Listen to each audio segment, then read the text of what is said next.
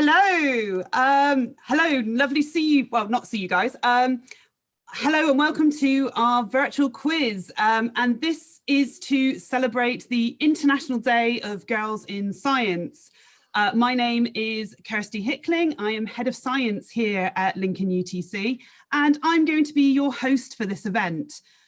Here at the UTC, we are really passionate about providing girls with an opportunity to study a very specialised STEM curriculum. And we hope to be able to use this event to inspire and engage more girls in science. But to get started, I need to go through a few house rules with everybody.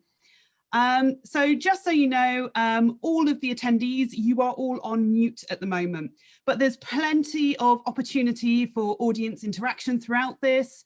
The question and answers are available through Zoom if you are booked in through our Zoom, but you can also comment on our Facebook page as well. So we're filtering all of that through this evening. So if you know one of the answers to one of our questions in the quiz, please don't hesitate to use the Q&A for that. You can also use the Q&A button to ask any of our panelists any questions that you may have about studying at the UTC. So like I said, if you are watching this stream live on Facebook, feel free to comment on the live video stream. We're monitoring that and feeding that through. There will also be an opportunity to follow up with us after the event. So if there is any more information that you would like or any further support from us, please don't hesitate to get in contact with us. So without further ado, what I would like to do is I'd like to introduce our panelists to you. So first of all, I am Kirsty Hickling. I am the very, very proud Head of Science here at Lincoln UTC. So first of all, I would like to introduce Miss Freeman, one of our science teachers. Hi everybody. I'll say nice to see you, even though I can't see any of you, but I hope you're all well this evening. I am a science teacher at Lincoln UTC and absolutely love it here. I've only been here for a short time, actually. I'm a new member of staff, but I've got to say I've never felt so valued within a school. So you are coming to a great place, trust me. Thank you very much, Ms. Freeman. The next person I would like to introduce is Mrs. Taylor, one of my other science teachers. So, Ms. Taylor. Hello, everybody. Like I said, nice to see you. Obviously, we can't see you. I am also a pretty new member of staff at Lincoln UTC, but again, the support that I've got and the staff and the students make it such a happy place to get up and come to work every morning. It is absolutely a brilliant place to be. So if you want to be happy, supported, inspired and motivated, you come into the right place. Thank you very much, Mrs. Taylor. And we also have two student panelists with us. So firstly, I'd like to introduce Elsie Taylor-Cam. So Elsie. Hello, I'm Elsie. It's lovely to meet you all. I'm year 11 student at the UTC and have been studying since year 10. And all I can say is it's an exceptional school with exceptional teachers. And the thing I love most is the working relationship that the teachers inspire us to be and have. Okay, thank you very much, Elsie. And our final live panelist is Emily Parkinson. So Emily, could you just briefly introduce yourself? Hi, I'm Emily. I'm in year 12. I've been at the UTC since I was in year 10. I'm now doing my A-levels, so I took biology, chemistry, physics and maths. And one of the main things I love about the UTC is that we're definitely treated like young adults. Brilliant. Thank you very much. So without further ado, let's get this quiz underway. So my first question, so to celebrate International Girls in Science Day, we've gone for a very female theme. So let's go for question 1. Who was the first woman to win a Nobel Prize in 1903? So can any of my panelists or anybody from the audience interject with what the answer to that one might be? I think I might know it, miss. Oh, go for it, Elsie. Is it Marie Curie? You would be correct. Well done. Is there anything you can tell me about her? Well, I actually saw an article about her the other day, and I believe her first Nobel Prize was in physics, and that was in 1903. And then later on, she got a second Nobel in chemistry, and she was the first woman to win a Nobel and the only person ever to win 2 Nobels in 2 separate sciences, which I think is rather incredible. Absolutely. Definitely someone to look up to there. Thank you very much for that.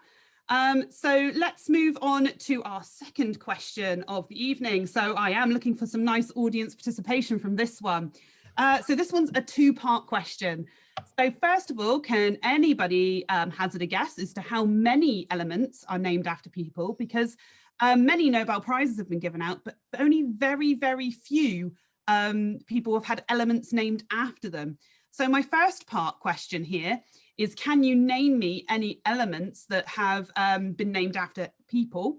And then can you name me any elements that have been named after a woman?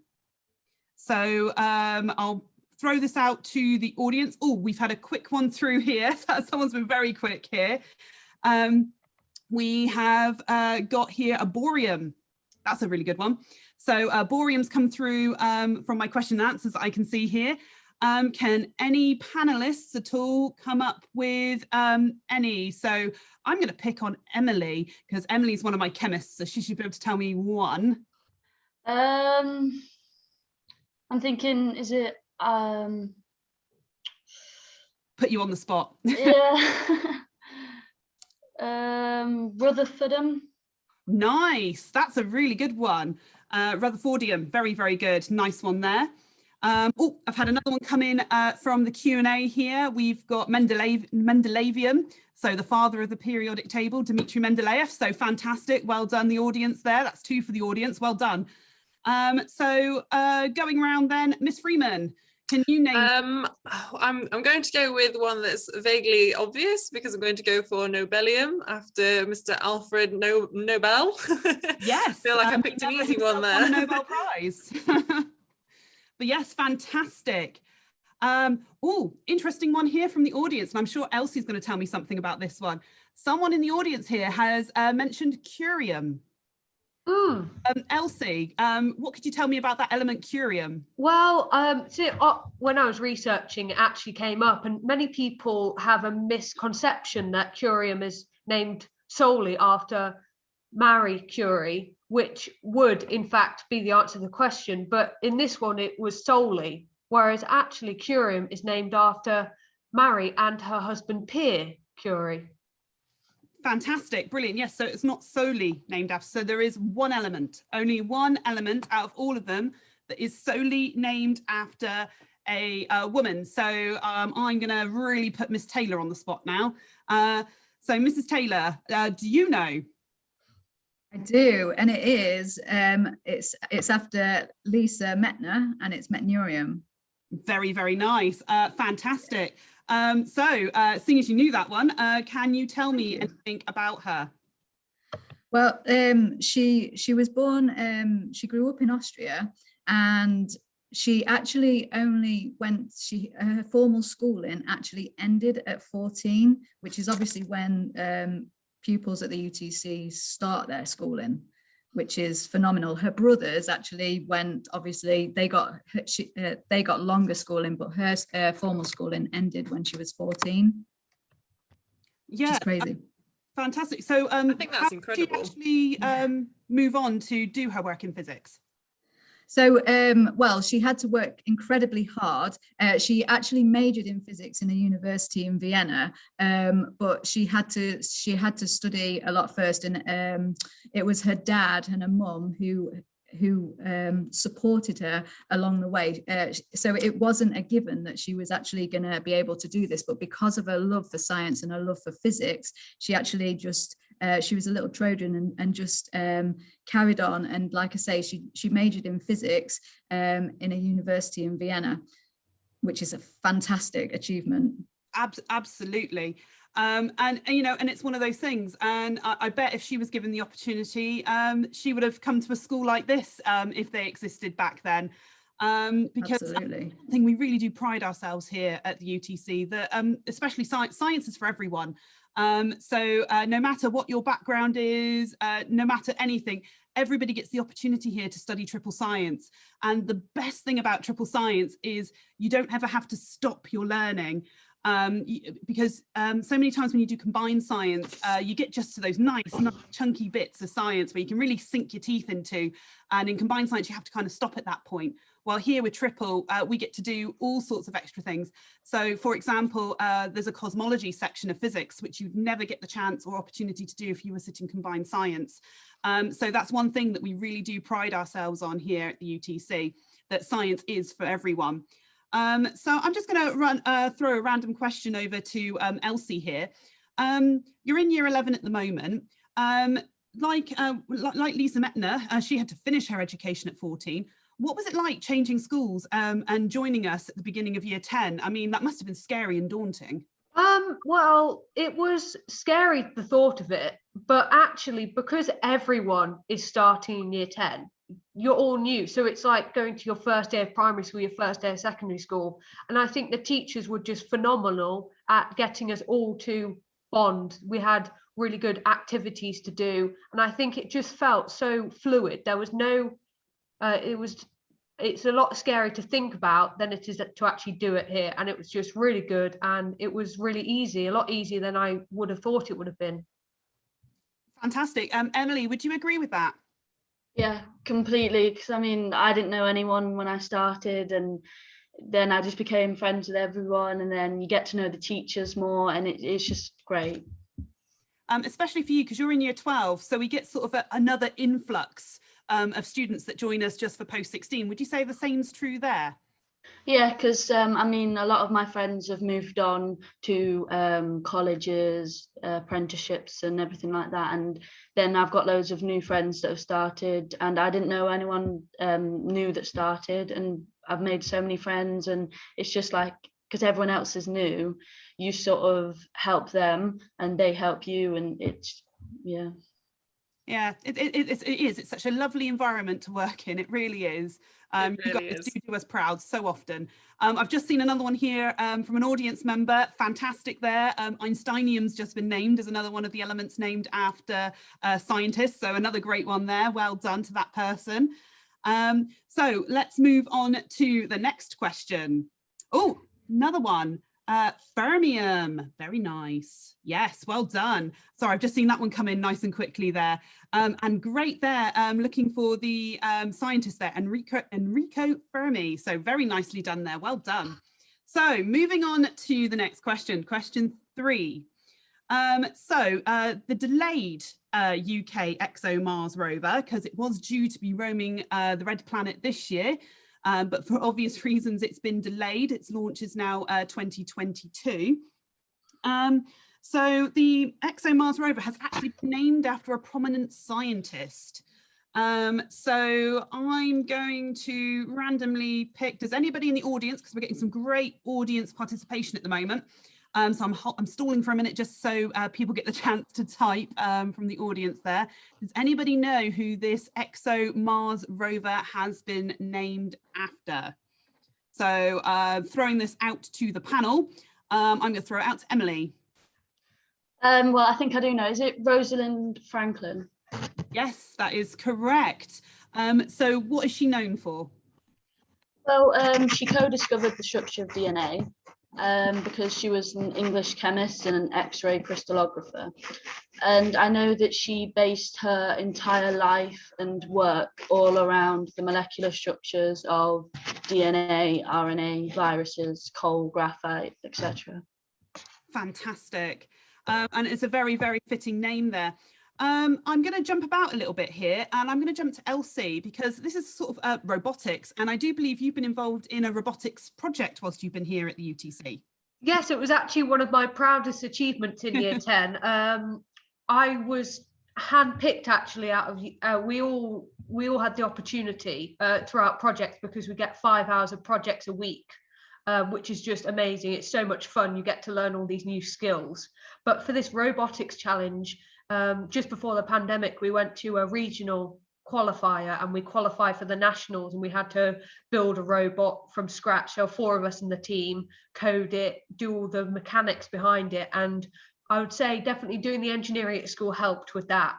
And the physics, there was so much physics involved. And unfortunately, due to COVID, we didn't get to go to London to compete nationally, but we had a really good shot at it. And I think just having that opportunity in the beginning is just so amazing. And it's one of the best things at the UTC, along with all the engineering, the sciences, is being able to use skills that you will in life in 5 hours a week, which I think is unique to the UTC. Absolutely. And those project sessions are so varied. There are no 2 projects that are the same. So you're definitely using all of your skills from science, engineering, maths, everything to really apply it in some very unusual situations. I do believe at the moment we've got 1 or 2 students looking at stained glass, which is very interesting because I know Miss Freeman loves her inorganic chemistry. And there's a lot of organic chemistry involved in stained glass. They are beautiful as well, the ones that I've seen. They're doing such a good job. I can't wait to see some of the finished products. They're absolutely brilliant. So moving on to question 4. Now I'm going to throw this out to all the panelists and also to our audience here. So what percentage of female students in the UK after leaving A-levels, okay, so after leaving A-levels in college, what percentage go on to study STEM subjects at a higher education in the UK? So I'm just going to randomly throw this out. Mrs. Taylor? 55. 55. Let's go. We've got a 45 come in from the audience there. So 45%. Emily, let's go to you next. I'll go in the middle. I'll go 50%. 50%. So 50-50 mix. Elsie? I'm with the audience, but I think it might just be a tiny bit lower. I think I'll go for 40%. 40%. I've got another one here from the audience, 35%. What do you think, Miss Freeman? Oh, another 35% here from the audience. I'm going to go with the audience, the most recent audience. I'm going to go with 35 as well. I do think it's actually a lot lower than we would like it to be. You'd be correct. So well done, the audience. Again, the audience have been absolutely fantastic tonight. I think they're getting all the points. So those of you in the audience that went with 35%, you are correct. There's another audience one here with 37%. So close. So yes, 35%. Miss Freeman, I know that you've done a little bit of research into science leavers. Would you like to add anything to that? Yes, well, I actually saw something on a podcast from the BBC. They did a science focus and it was related to getting girls into science and why aren't there more girls in science and so on. And they actually brought up a really interesting statistic. They talked about how female students who go into physics between A-level and undergraduate, the percentage actually remains the same. But the percentage itself is very low, down at sort of 20 to 25%. So that's an extremely low percentage anyway, lower than the 35% of all overall STEM subjects. And they did talk about how sad it is actually that physics itself is such a low populated subject with female students. And they also talked about how, because the percentage doesn't change between A-level and undergraduate, they actually made the point that it shows that nobody takes physics especially as a transferable subject. If they're taking physics at A-level, it's because they want to then go and do physics at undergraduate level, which is actually, even though I'm not a physicist myself, I know how transferable the subject of physics is. It doesn't necessarily mean you have to go on and become a physicist if you do physics. And they made that point, and I found it really interesting because it's so true. A lot of people will think that physics is such a select subject, and actually it opens so many doors. Absolutely. And you've really hit the nail on the head there about the transferability of skills. So many people don't realize that, you know, when you do chemistry, you must become a chemist. When you do physics, you must become a physicist. Yeah. When you do biology, you're going to go and either look at plants or animals. Yeah. There's so many transferable skills in science. You know, so many. bedrock of so many different careers. Yeah. And I'd like to think that here at the UTC, we're really doing something to try and push that figure a little bit more. And there's one thing that we can really proudly say, of our school leavers in year 13, leaving in 2019 and in 2020, 100% of our female leavers have all gone on to higher education to follow a STEM career. So that is something we can be really, really proud about. That the girls that come here do leave with that passion for STEM, and they take that on to wherever they go, and they move to the most amazing courses as well. I do love the fact that some of our girls, they've moved on to some of the most amazing things. So we'll move on to our next topic then. So this is a question out there for any of the Trekkies. So if you're a Trekkie out there, who was the first, now there has been more than one, but who was the first real life astronaut to appear on Star Trek? So does anybody know the answer to? I've got this. And I can definitely tell you 2 answers that are wrong, but I don't know if any of my panelists in a minute potentially want to throw out an answer or 2, or I can go round in a moment. I can definitely tell you it's not Simon Pegg from watching a bit of Star Trek last night. So I've got this. Come on. The answer actually on the here we've got Lieutenant Uhuru, but that's the wrong answer. So nice try there, but not quite. So let's have a look. We've got May C. Jemison. Oh, Tim Peake. Oh, there's some fantastic answers coming through the audience. You're doing a fantastic job. Nice one. Mrs. Taylor, I think you're a bit of a fan of Star Trek. I am. I had to watch it and endure it with my dad and my nan and my uncle all through my childhood. So I definitely know this one. So thank you to them, because it is, as somebody has definitely already said, it is Mae Jemison. Fantastic. So well done again. The audience got in there first again. 1,000 points to you. Well done. Miss Taylor, can you tell me anything more about that? I can. Well, she was the first African-American woman to actually travel in space on the Space Shuttle Endeavour in 1992. Her Star Trek name was Lieutenant Palmer, and she just actually said that society should recognise that women and members of minority groups can actually contribute, obviously, in a significant way if they're given the opportunity, which is such a great statement to make. Fantastic. Thank you so much for giving us that extra bit of information there. That's absolutely amazing. So I'm linking it back to the UTC, obviously. There are all sorts of extra opportunities here that you get the chance to do. Emily, I do believe you took part in an opportunity, were you in year 11 at the time? I can't quite remember. Where you got to go out and visit some other students. Would you like to discuss that with us?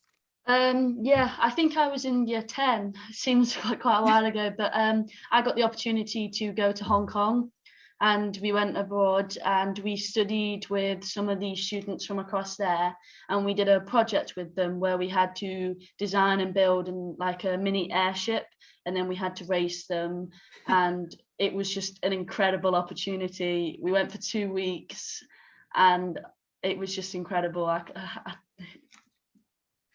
Well, I do believe you had so much fun that you barely spoke to your parents in those 2 weeks. Yeah, we were very, very busy. No, it's fantastic because the opportunities here, very recently, just before the pandemic, we were due to take a group of chemists and engineers out to Livorno in Italy.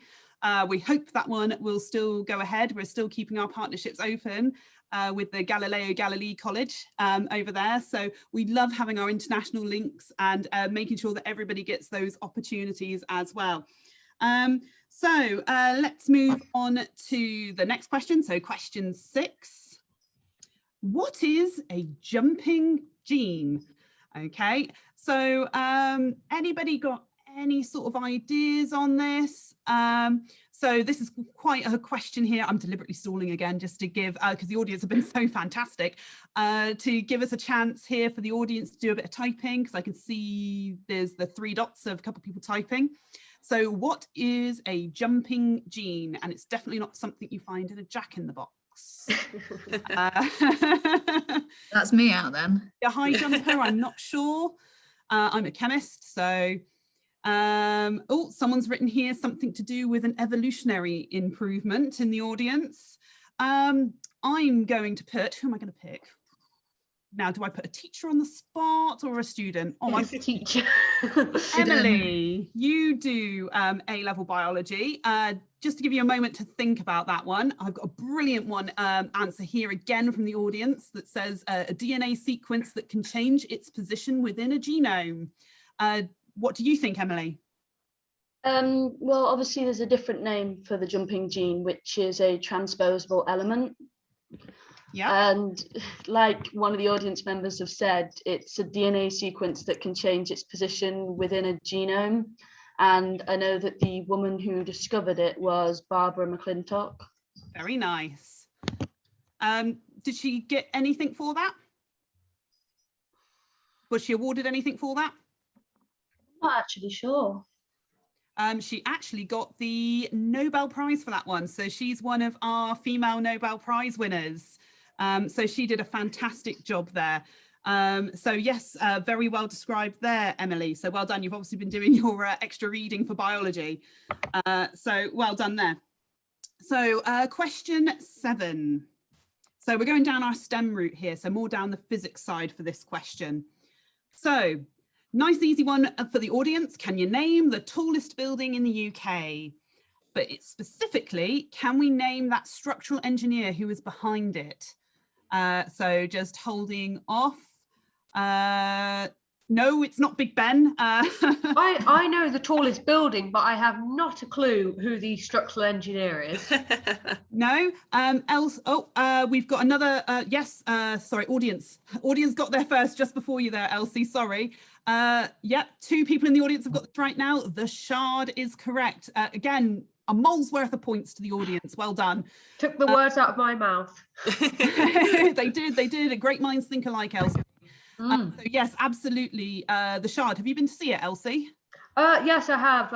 I used to live near London, so went there quite a lot. It's a beautiful building. It is. Fantastic. I agree. So the engineer behind it. So I'm going to throw this out to Mrs. Taylor. Yeah, I know it. I really like going to London. I go to London quite a lot. So the Shard, I have done a bit of background on the Shard. Roma Agroral, she is the structural engineer behind it. And she actually studied, well, she worked on it for 6 years while it was being built.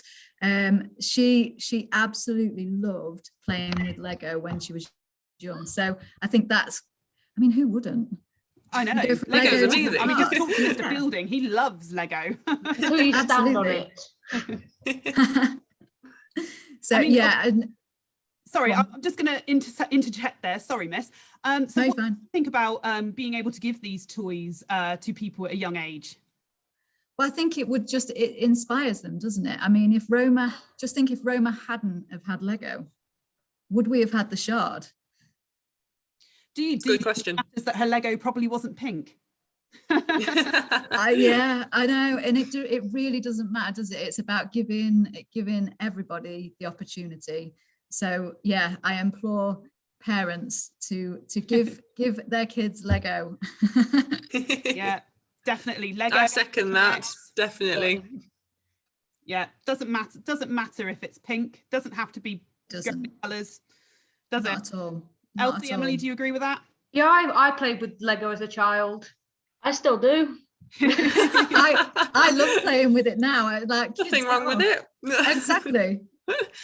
I was playing with my niece before, something called stickle bricks. My mum loves keeping old toys and stuff, so that's something from the 90s there, stickle bricks. There's a lot of research that says that those kind of toys given to children at a young age will actually develop certain parts of their brain differently to children that don't get given those type of toys that make them think of how to fix something rather than just to do something, like problem solving type toys. It makes sense, and also you have to follow instructions if you want to build something specifically, but then you also have the creative side if you want to build something yourself. Absolutely. Yeah. Absolutely. So it's those Absolutely. different styles of thinking, and you develop those from an early age.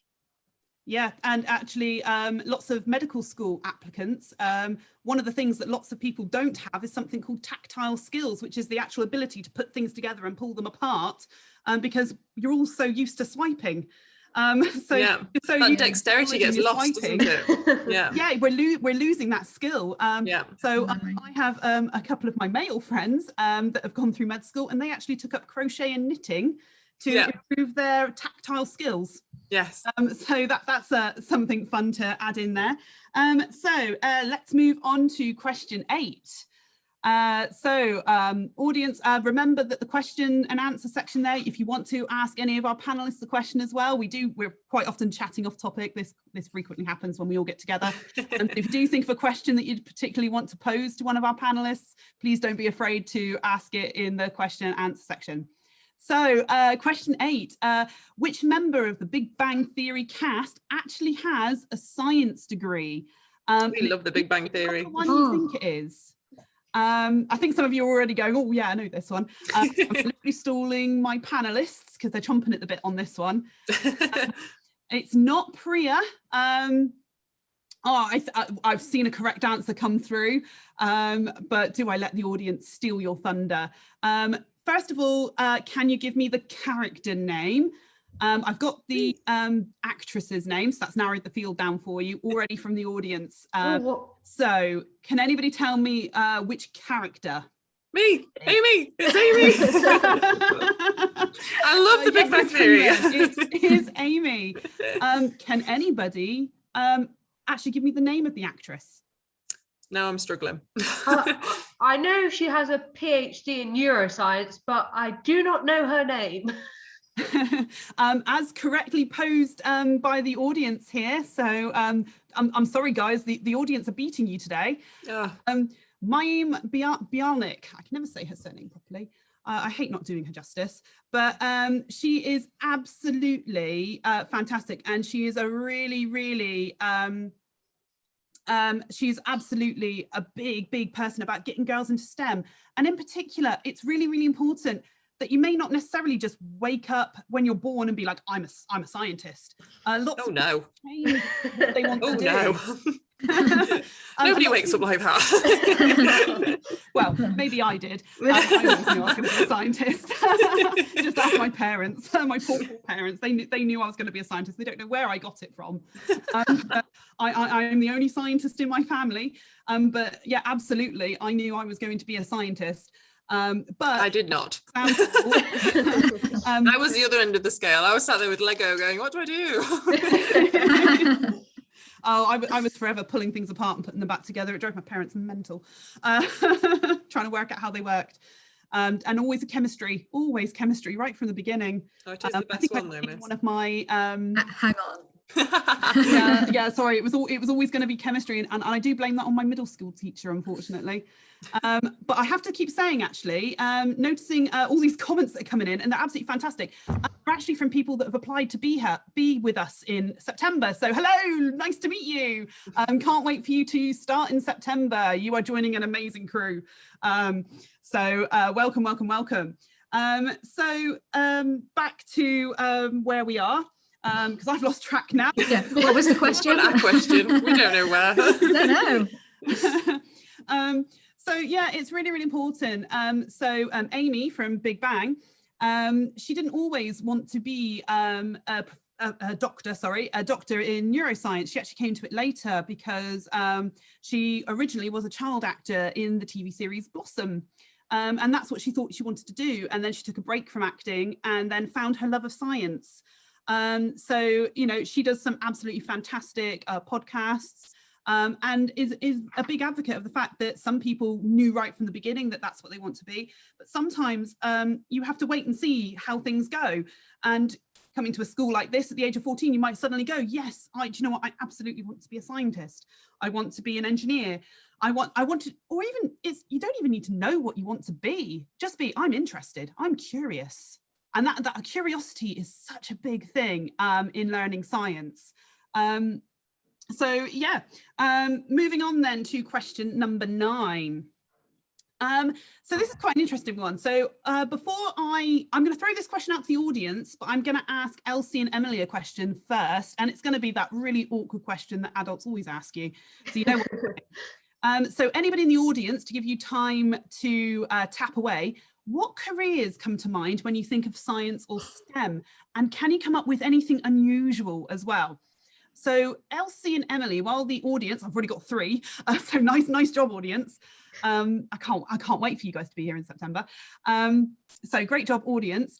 Elsie, it's that question. What's your career plan? What do you want to be? What are you working towards? Well, at the moment, I'm in year 11, as I've already told you, and I'm loving it. I'm really gutted that I haven't been able to finish my year 11 because the school is just so amazing. Hand on heart, I just love being in here. That I'm really gutted I won't be able to finish year 11, but luckily I've already applied and been accepted to take 6th form here. I'm still unsure on my final A level, but I'm hoping to take Miss knows why. I'm hoping to Sorry, take we had this discussion this afternoon, didn't we, Elsie? Yes. Hoping to take English, maths, further maths and physics, and maybe chemistry. I haven't decided on the final one yet. Yes, chemistry. Yes, chemistry. Chemistry, yes. Yes, chemistry.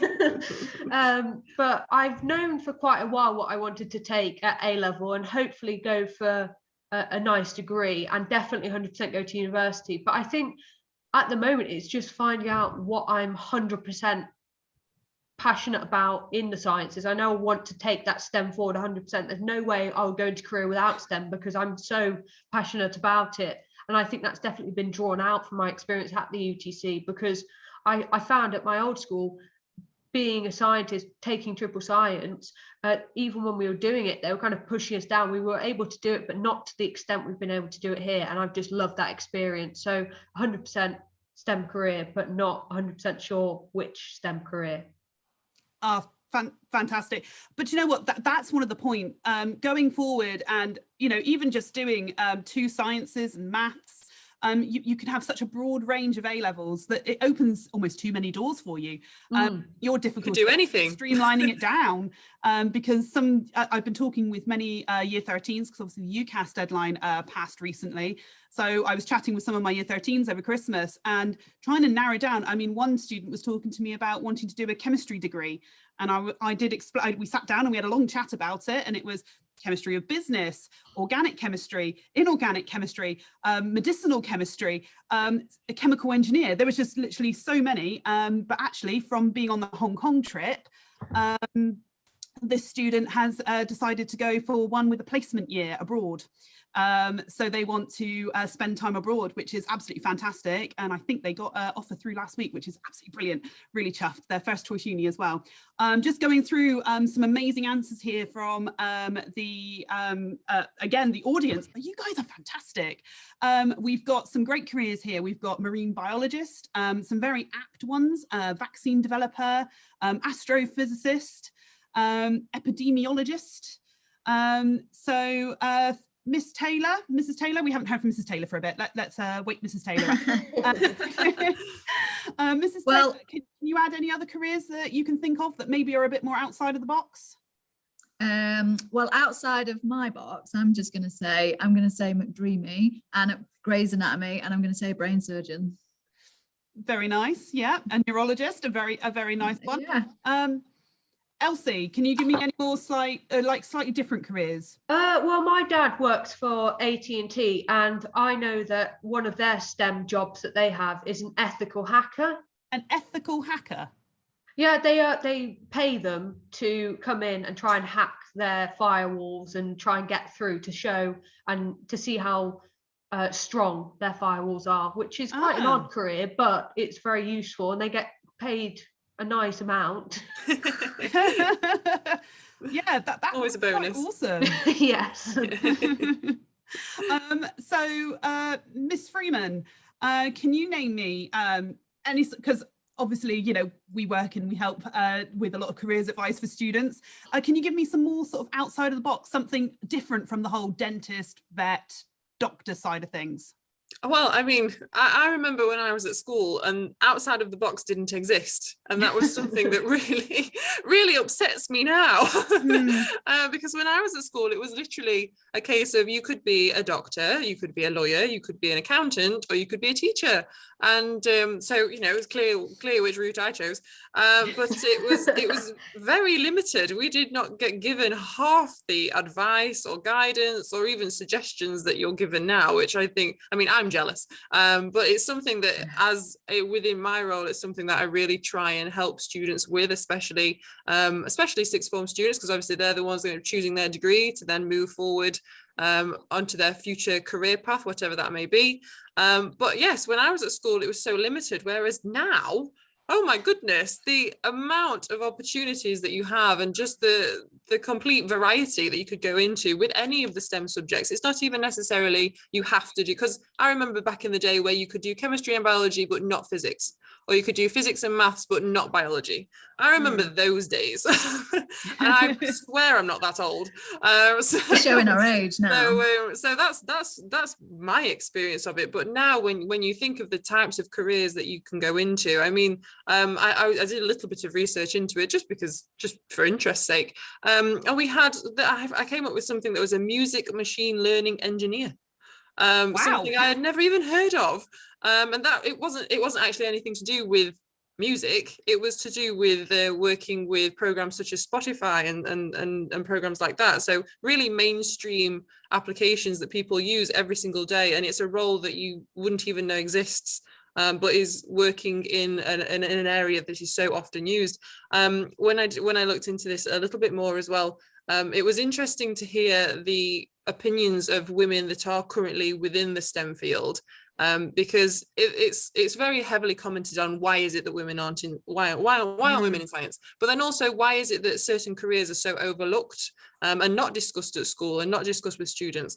And something that came up that was really interesting, I thought, was a lot of the careers that you can go into in STEM related subjects are not careers that you would even think exist until you specialize in them. So if you're sat there thinking, I don't want to be a physicist, or I don't want to be a chemist, that's not necessarily where you're going to end up, even if you did physics or chemistry. I mean, you could end up doing something completely out of the box, but you wouldn't actually have come across it until you've done it, until you've met the people, until you've spoken to the companies, until you've actually had the experience. Now, there's also that interesting statistic where 10 years ago, half of the most important jobs today didn't exist.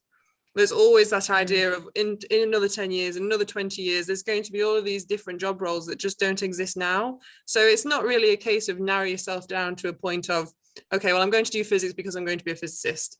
It's I'm going to do these subjects because it's going to open my doors to what the future holds. And I just think it's so interesting. Yeah. If you think I've just realised I let Emily escape earlier.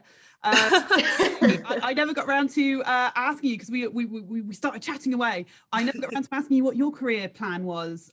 So what are you thinking about at the moment? Where's your sort of career plan leading you at the moment? Because of course, you know, it can always change. Well, at the moment, I obviously am doing my A-levels, so I took biology, chemistry, physics and maths, and I'm considering going down the route of like a medical kind of route, so something like a doctor. But obviously, I don't know what will happen. Things might change, but yeah, I mean, definitely the medical fields at the moment are crying out for people. The pharmaceutical industry are crying out for people at the moment. There are so many industries, and very much like Miss Freeman said, there are careers that are going to be available in the next 10 to 15 years that we don't even know exists yet. I mean, you're talking to some teachers, and to be fair, we're not that old. We do remember CDs and things being, you know, going and buying things like CDs and tape cassettes. And now I have a Spotify account instead. And those. You remember having to record on your tape player and pressing the record. And then when it used to unwind, like the tape would and using your out. pencil to go around. No, okay. And we're not that old. We didn't have apps when we were your age. So that app developers as well is crazy. Yeah, definitely. And being adaptable as well, because I tell you what, you guys, everyone has been absolutely amazing, because I tell you what, teachers and students, you have had to adapt so quickly to an unprecedented way of learning. Nobody even knew what Zoom was 2 years ago.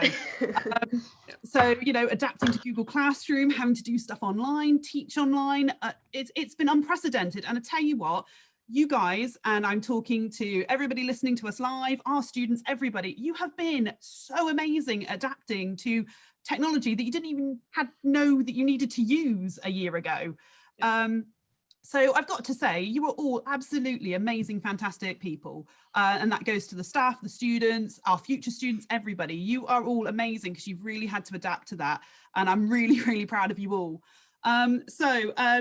Just rounding off really, what do we think? I mean, we've kind of circled this idea, and this is just sort of a general question out to all the panelists. What do we think is actually stopping women? Because we've gone through various women throughout these questions, and we've had people that weren't allowed, like Lisa Mettner wasn't allowed, so she had those kind of barriers to studying science. We don't have those barriers today. But yet we still haven't got that gender balance right in the sciences. What's stopping us? So I'm going to throw that out. Elsie, what do you think? Well, I think, honestly, I don't know why society hasn't just opened up the doors to everyone, because if women had been in science hundreds of years ago, I think we would be a lot further on, because yes, Elsie. because if you just have 50% of the population being allowed to be a part of such an amazing career, you're not going to get half as far. And I think women, they bring other things to the table, but I think because it's been so frowned upon for so many years, and there aren't enough teachers telling pupils where to go, there aren't enough websites, there aren't enough TV shows showing children where the routes are in science, that I think, because like we said earlier, it's just narrowed down to 5 or 6 jobs when there are hundreds of jobs out there that include STEM. So people think, oh, I don't want to be a doctor, so they think, oh, I'm not going to take sciences, I'm not going to go into STEM, oh, it's a men's world for engineering, I'm not even going to try. Emily, do you agree? Emily, you there? Yeah. Yeah, I agree, because I mean, we've taken big steps definitely towards women in STEM kind of careers, but we still aren't all the way, because I mean, still things are being genderized and everything like that, because I mean, you go into a shop and you can see stuff that are certain for boys and some things that are specific for girls, and I think we still need to go further, but we are getting there. Definitely. For example, the UTC, we are doing a really good job here. Like I said, 2019 and 2020 are year 13 leavers. 100% of those girls went on to STEM careers. But we're not at that gender balance yet, where we're at 50-50 in our cohorts. But one thing we're going to be so proud of this September coming, with the people that have applied, we're going to have our highest intake of girls ever, which is amazing. Woo, go for it, girls. You're doing a great job. Definitely, yeah, you guys really do yourselves proud. Nice one, girls. Don't forget, there are still places available to come and join us in September 2021, and that's in year 10 and year 12. So please, if you are thinking of joining us and haven't yet got round to applying, apply. You don't want to lose your chance of being here. So please, you can visit us at our website, which is www.lincolnutc.co.uk. You can also get in touch with us with admissions at lincolnutc.co.uk. We monitor that really carefully for any further support. I can already see that a couple of our audience members here. That's absolutely amazing. So I've seen 3 or 4 here all telling me that they've been applied and have already been accepted for September. So I hope you're really excited about joining us. We can't wait to meet you. It's absolute genuine. You'll be joining an amazing superstar scientists, because actually 75% of our science department are science specialists. So we're definitely bucking the trend here in science. So your science teachers are 75% female. So we are definitely out there doing it for the girls. and doing our bit as well. So, you know, don't be afraid to come and join an amazing school with the STEM specialism and the expertise here to really help you be your base point to really just set the world at your feet for you. So just wrapping up now. So I think that's us wrapping it up now. So, oh goodness me, I've just seen the time. So thank you very much for joining us. I would love to thank all of our panelists. So thank you very much, Elsie, Emily, Miss Freeman and Mrs. Taylor for giving up your evening to do this with us. So yeah, really pleased. So thank you very much for joining us. And if you do have any questions, you can still apply now and get in touch with us at admissions@lincolnutc.co.uk. So thank you for joining us and good night. Thank you, guys. Thank you. Thank you. Bye.